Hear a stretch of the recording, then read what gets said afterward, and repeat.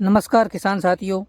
आज हमारे साथ जुड़े हुए हैं रमेश जी चौधरी, जो पिछले कई सालों से जीरे की खेती कर रहे हैं और ख़ुद अपने अनुभव से जीरे की फसल में आने वाले झुलसा, जिसे हम चिरमा रोग भी कहते हैं, उसकी रोकथाम करते आ रहे हैं।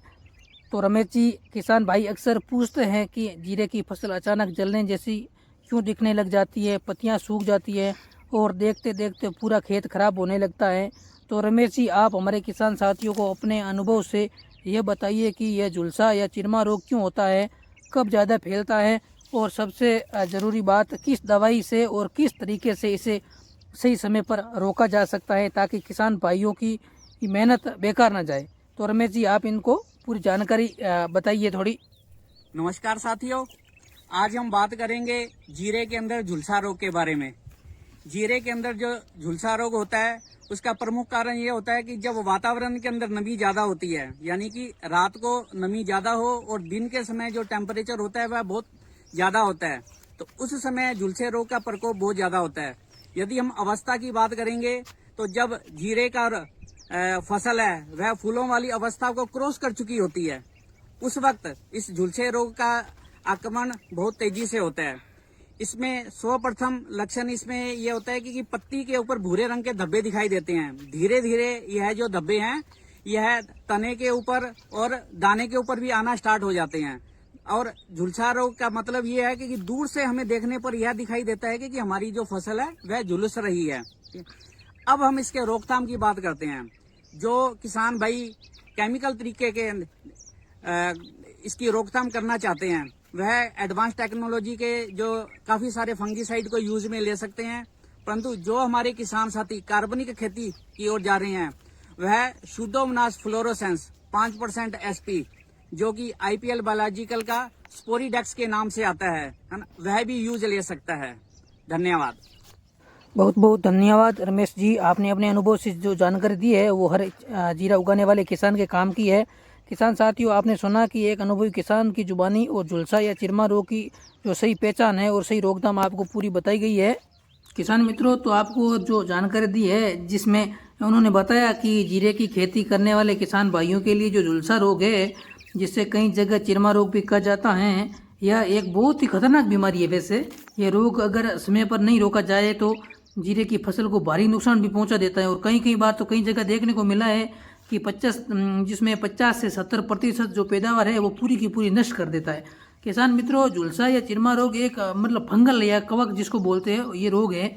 यह रोग मुख्य रूप से जिसमें अपनी भाषा में बात करें तो जिसमें बोलते हैं अल्ट्रानेरिया नामक एक जो फफूंद के कारण होता है। यह फफूंद हवा, नमी, जिसमें संक्रमित बीज और खेत की मिट्टी से माध्यम से जो फैलती है जब मौसम अनुकूल होता है, या फिर जो बीमारी बहुत तेज़ी से पूरे खेत में फैल जाती है। तो किसान मित्रों, यह रोग होने का सबसे बड़ा जो आपको कारण बताया था, जिसमें अधिक नमी और ठंडा मौसम है, जैसे कि मान के चलो दिसंबर से फरवरी के बीच से जब लगातार कोहरा और धुंध ओस पड़ती है, धूप जिसमें कम निकलती है और तापमान कम रहता है, तब यह जो रोग पनपने लगता है। और यह नहीं, और भी बहुत सारे रोग जो जीरे की फसल को नष्ट कर देते हैं, जिसमें खेत में बार बार जैसे हल्की सिंचाई करना, पानी का खेत में रुक जाना, या फिर बहुत ही घनी बुआई होना, या खरपतवार, बहुत सारी ऐसी जिसमें बीमारियां होती है और ज़्यादातर जिसमें होना भी इस रोग का जो बढ़ावा देता है। इसके अलावा अगर किसान बिना उपचार किए हुए, बीज बोते हुए या हर साल की तरह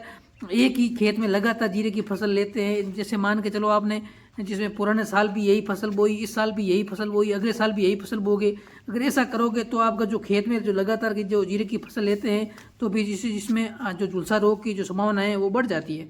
किसान मित्रों, आप वीडियो में भी देख रहे हो जो अच्छा जो बीज है, इसमें अगर झुलसा रोग के बाद जो उपाय करने के बाद जो फसल आपको देखने को मिल रही है वो इस प्रकार से है।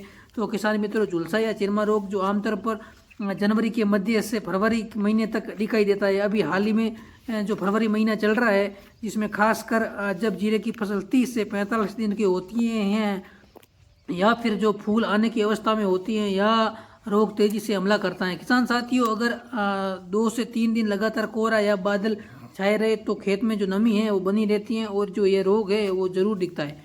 तो किसान मित्रों, हमने अपने द्वारा जो आपको जानकारी दी है तो अगर आपको पसंद आई है तो वीडियो को लाइक ज़रूर करना और चैनल को चैनल को सब्सक्राइब करना मत भूलना। किसान मित्रों, आप सब्सक्राइब करोगे तो इसी तरह की जो जानकारी है हम आपको देते रहेंगे। और किसान मित्रों, एक जानकारी और आपको बता देते हैं, इस रोग के लक्षण सबसे पहले जो पत्तियों पर ही दिखते हैं। जब आपका शुरुआती में जीरा जो फसल खराब होने लगती है तो इस रोग का लक्षण सबसे पहले पत्तियों पर दिखाई देता है और शुरुआत में जीरे की पत्तियां पर छोटे छोटे भूरे या काले रंग के जो धब्बे हैं वो बन जाते हैं, जिनके चारों ओर हल्का पीला घेरा दिखाई देता है और धीरे धीरे धब्बे बड़े हो जाते हैं और पत्तियां सूखने लगती है और पत्तियां ऐसी लगती हैं जैसे किसी ने जला दी है।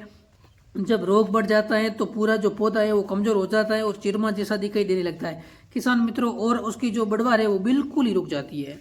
और किसान साथियों, झुलसा रोग का असर जीरे की फूलों पर भी पड़ता है और फूल झड़ने लगते हैं, बीज का बनना कम हो जाता है और जो दाना है वो बनता है वह छोटा, बिल्कुल छोटा रह जाता है और कमजोर और हल्का होता है। और बीमारी के जो अंतिम अवस्था में पूरा खेत जला हुआ सा दिखाई देता है और कई पौधे सूख कर खड़े हो जाते हैं।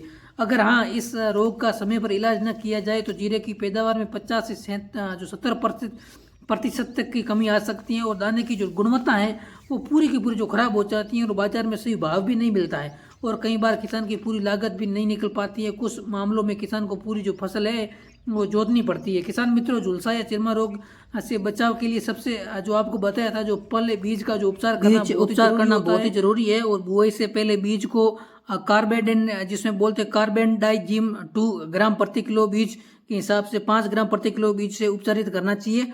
इसमें काफ़ी तौर पर अगर बात करते हैं तो इससे जो बीमारी काफ़ी हद तक शुरू से ही रुक जाती है।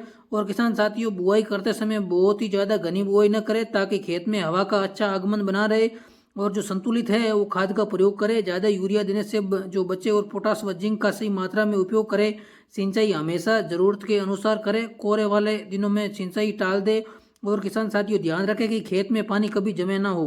किसान मित्रों, अब बात करते हैं रोग दिखाई देते ही दवा का छिड़काव करना बहुत ही जरूरी है। शुरुआती अवस्था में जिसमें बोलते हैं मेनकोजेब जो 75 WP 2.5 ग्राम प्रति लीटर पानी में मिलाकर छिड़काव जरूर करें। अगर आगे रोग बढ़ने लगे तो आपको एक काम करना पड़ेगा। आपको सबसे पहले प्रोपिजिक को, जिसे बोलते हैं अगर आसान भाषा में आपको समझ अगर बताए तो प्रोपिजोकोनाजोल या इसमें बोलते हैं हेक्साकोनाजोल 1 मिलीलीटर प्रति हिसाब से आपको मिलाकर छिड़काव करें। किसान मित्रों, काफ़ी बार अगर देखने को मिलता है जो किसान जैविक खेती करते हैं ना, वे नीम तेल 3 से 5 मिली प्रति लीटर पानी से मिलाकर छिड़काव कर सकते हैं। और निष्कर्ष से अगर यही बात करें तो झुलसा रोग या चिरमा रोग कोई छोटी बीमारी नहीं है, लेकिन अगर समय पर इसकी पहचान कर ली जाए तो यह सही तरीके से बचाव या उपचार किया जाए तो जीरे की फसल को काफ़ी हद तक बचाया जा सकता है और अच्छा उत्पादन लिया जा सकता है।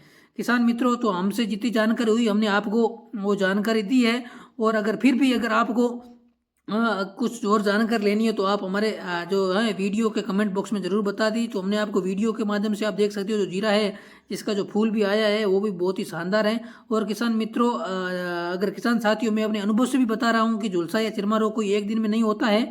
यह बीमारी धीरे धीरे तब आती है जब खेत में नमी ज़्यादा रहती है और कोहरा पड़ता है। किसान मित्रों, हमारा वीडियो अगर आपको पसंद आया हो तो चैनल को सब्सक्राइब जरूर करें और बेल आइकन को प्रेस करें ताकि आपको इसी तरह की जो जानकारी है वो आपको मिलती रहे। और किसान साथियों, ज़्यादा से ज़्यादा आपको एक छोटी सी जानकारी और दे देता हूँ। अक्सर किसान भाई क्या करते हैं, बिना बीज उपचार की बुआई कर देते हैं या खेत में पानी ज़्यादा दे देते थे या यहीं से बीमारी जो शुरुआत हो जाती है और पहले पत्तियां पर छोटे भूरे धब्बे लगती है। वो भी आपको हमारे साथ रमेश जी चौधरी ने जो आपको बताई थी वही जानकारी आपको मैं फिर से बता रहा हूँ, अपने हिसाब से आपको समझा रहा हूँ। मेरे हिसाब से सबसे पहली जो दवाई है वो रोकथाम ही है। और बुआई से पहले अगर बीज को 2 ग्राम प्रति लीटर के हिसाब से डाल दो तो आपका जो पौधा है वो कभी खराब नहीं होगा। चलो मित्रों, किसान साथियों, आज की वीडियो में इतना ही। मिलते हैं आपको और एक अच्छे वीडियो के साथ। तब तक जय जवान जय किसान मित्रों, राम राम नमस्कार।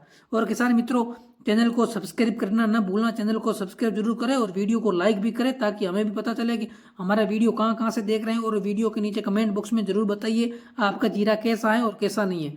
चलो मित्रों, आज की वीडियो में इतना ही।